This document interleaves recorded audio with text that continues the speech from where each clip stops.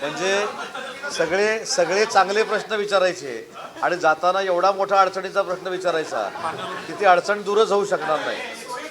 तर असं असं असं काही नाही. आज मी बुमरे मामानी आषाढी एक कार्यक्रम आहे आषाढीचा पंढरपूरला, तिथं मला बोलवल्यामुळे मी आलो आणि म्हणून दिवसभराचे कार्यक्रम घेतले. आता प्रत्येक वेळी अनेक जिल्ह्यामध्ये परत परत जातो. मग तिथं काय परत परत गेल्यामुळे त्या जिल्ह्याचा पालकमंत्री मी होणार आहे का? हां नाही, पण अजून एक सांगतो अगदी म्हणजे पत्रकारांच्या अगदी ठाम समोर सांगतो.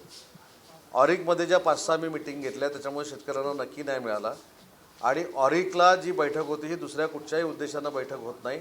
फक्त छत्रपती संभाजीनगरमध्ये बजाजनंतर फार मोठं ऑटोमेटिव्ह सेंटर उपलब्ध व्हावं त्यासाठी माझी व्हिजिट असते. आणि जो मगाशी तुम्ही प्रश्न विचारलात त्याचा माझा काडीमात्राही संबंध नाही.